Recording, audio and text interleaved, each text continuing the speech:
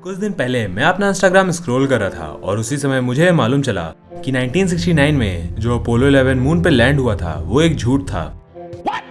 और मुझे लगा कि ये बात काफी ज्यादा गंभीर है, इस वजह से इस पे रिसर्च करना तो बनता है। तो आइए जानते हैं कि क्या मून लैंडिंग सच में हुई थी या फिर नासा वाले हमको पागल बना रहे। तो हेलो दोस्तों, मेरा नाम है मयंक और आप देख रहे हैं विजन ऑफ स्पेस। 1980 में फ्लैट अर्थ सोसाइटी ने ये कहा कि मून लैंडिंग सच में नहीं हुई थी और जो एस्ट्रोनॉट्स हमें दिखाए गए थे वो महज कुछ एक्टर्स थे और पूरा अपोलो 11 मिशन एक स्क्रिप्टेड फिल्म था। कुछ भी। लेकिन यार अब मैं फ्लैट अर्थर्स की बात कहाँ लेके बैठ गया, क्योंकि जो लोग अर्थ को फ्लैट बुला सकते हैं उन्हें मून लैंडिंग को फेक बुलाने में कितनी ही मेहनत लगेगी। तो खैर हम आगे बढ़ते हैं और चलते हैं अपनी आज की पहली कॉन्स्पिरेसी थ्योरी की तरफ। दोस्तों, जो अपोलो सीरीज का पहला मिशन था जो कि था अपोलो 1, उसके क्रू में 3 लोग थे जो कि चांद पे जाने वाले थे। लेकिन अपोलो 11 के स्पेस शटल की टेस्टिंग के वक्त वो तीनों मारे गए।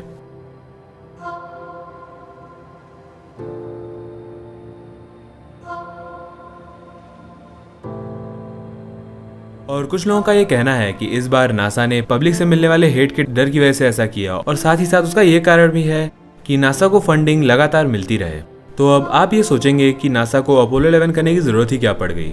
तो मैं आपको बता दूं कि उस दौरान एक स्पेस रेस चल रही थी जिसमें यूएस और सोवियत यूनियन आपस में कम्पीट कर रहे थे। और कुछ लोगों का ये कहना है कि नासा सोवियत यूनियन के पहले चांद पे पहुंच जाए, इस वजह से उसने ये सब नाटक किया। लेकिन दोस्तों, मैं आपको ये बता देना चाहता हूँ कि सोवियत यूनियन की जो साइंटिफिक टीम थी वो नासा के डाटा पे लगातार नजर रखी हुई थी, और अगर उसे उसमें कोई भी गड़बड़ दिखती तो वो उसके खिलाफ जरूर एक्शन लेती। लेकिन ऐसा नहीं हुआ, बल्कि सोवियत यूनियन ने तो ये खुद कहा कि अपोलो 11 की मून लैंडिंग स्पेस एज की तीसरी सबसे बड़ी अचीवमेंट है। और दोस्तों, जो अगली कॉन्स्पिरेसी है उसके मुताबिक यूएस ने ऐसा इसलिए किया ताकि वो पब्लिक का वियतनाम वॉर से ध्यान भटका सकें, क्योंकि जैसे ही यूएस वॉर से बाहर निकला उसी समय नासा ने चांद पे लोगों को भेजना बंद कर दिया। लेकिन इसके जवाब में नासा का ये कहना है कि उसने अपोलो मिशन इसलिए बंद कर दिए क्योंकि 1972 में नासा की फंडिंग काफ़ी ज़्यादा कम हो गई थी। और दोस्तों, स्टैट्स के मुताबिक 1966 में यूएस का बजट पीक पे था और 1972 तक यूएस का बजट 46% तक गिर चुका था, और यही वजह है कि नासा को काफ़ी सारे मिशंस कैंसिल करना पड़े। और अब दोस्तों हम अपोलो मिशंस की कुछ पिक्चर्स देखते हैं। तो दोस्तों, ये आपको पहली पिक्चर दिख रही होगी, और अगर आप बैकग्राउंड में ध्यान से देखें तो इसमें एक भी स्टार दिखाई नहीं दे रहा है। और कुछ लोगों का ये कहना है कि अगर वो उस समय सच में स्पेस में थे तो बैकग्राउंड में उन्हें स्टार्स दिखने चाहिए थे, लेकिन फोटो में एक भी स्टार दिखाई नहीं दे रहा है।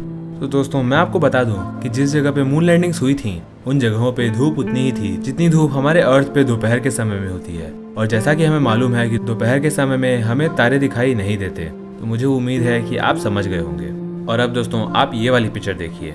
इस पिक्चर में सेंटर में आपको अर्थ दिखाई दे रहा होगा और बैकग्राउंड में जो है वो है स्टार्स। और ये पिक्चर अपोलो 16 मिशन के दौरान ली गई थी। तो अब आप ये पूछेंगे कि इसमें स्टार्स दिखाई कैसे दे रहे हैं। तो दोस्तों, भले ही कैमराज स्टार से आ रही विजिबल लाइट को कैप्चर ना कर पा रहे हो, लेकिन वो अल्ट्रावायलेट लाइट को कैप्चर कर सकते हैं। और इस समय जो आप फोटो देख रहे हैं वो अल्ट्रावायलेट मोड में लिया गया है। और एस्ट्रोनॉमर्स ने ये कंफर्म भी किया है कि इसमें जो स्टार्स की पोजीशन है वो एकदम सही है, इसी वजह से ये पिक्चर फेक नहीं हो सकती।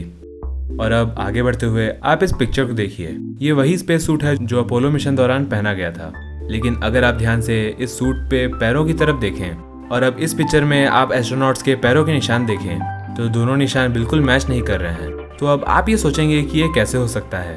दोस्तों, कुछ देर के लिए मैं भी हैरान हो गया था, लेकिन थोड़ी सी ही रिसर्च से मुझे मालूम चल गया कि असल बात क्या है। तो दोस्तों, इस पिक्चर को ध्यान से देखिए। इसमें नील आर्मस्ट्रांग खड़े हैं, और अगर आप इनके पैरों की तरफ ध्यान से देखें तो इन्होंने अपने स्पेस सूट के ऊपर अलग से बूट्स पहने हैं। तो मेरे ख्याल से आपको समझ में आ ही गया होगा कि वो जो निशान थे वो एक्चुअली उनके स्पेस सूट के नहीं, बल्कि जो उन्होंने अलग से बूट्स पहने थे उसके थे। दोस्तों, अमेरिकन साइंटिस्ट जेम्स लोंगस्की ने ये कहा कि अपोलो मिशंस में 4 लाख से भी ज्यादा लोग शामिल हुए थे, जिसमें astronauts, engineers, scientists, skilled labourers और बाकी के वर्कर्स आते हैं। और इन सब ने मिलकर 10 साल से भी ज्यादा समय तक इन मिशंस पे काम किया है। और इसी वजह से अगर अपोलो मिशंस झूठ होते तो उन्हें छुपाना बहुत ज़्यादा मुश्किल हो जाता। और उनका ये कहना है कि इतने सारे लोगों से झूठ बुलवाने से ज़्यादा आसान तो ये होगा कि नासा सच में एस्ट्रोनॉट्स को मून पे भेजे। और अगर आप अभी तक ये मानने को तैयार नहीं है कि मून लैंडिंग सच में हुई थी, तो आपके लिए ये लास्ट पॉइंट। दोस्तों, वैज्ञानिकों ने ये कंफर्म किया है कि जो मून से पत्थर लाए गए हैं वो पत्थर केवल मून पे ही फॉर्म हो सकते हैं। वो अर्थ पे कहीं भी नहीं मिल सकते। तो इसी वजह से ये कंफर्म हो जाता है कि वो पत्थर मून से ही लाए गए हैं। तो मेरे ख्याल से दोस्तों अब तक आपको ये यकीन हो ही गया होगा कि अपोलो मिशन सच थे और मून लैंडिंग सच में हुई थी। तो दोस्तों अगर आप ऐसे किसी को जानते हैं जिसे ये शक है कि क्या मून लैंडिंग सच में हुई थी कि नहीं, उसे ये वीडियो ज़रूर से शेयर करिएगा। और अगर आप लोगों को वीडियो पसंद आया तो वीडियो को लाइक कर दीजिए और ऐसे ही और वीडियोस देखने के लिए हमारे चैनल को सब्सक्राइब करके बेल आइकन को ऑल पे सेट कर दीजिएगा।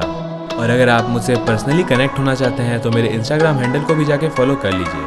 तो बस दोस्तों आज की वीडियो में बस इतना ही। मिलता हूँ नेक्स्ट वीडियो में किसी ऐसे ही अच्छे और मज़ेदार टॉपिक के साथ। तब तक के लिए बाय।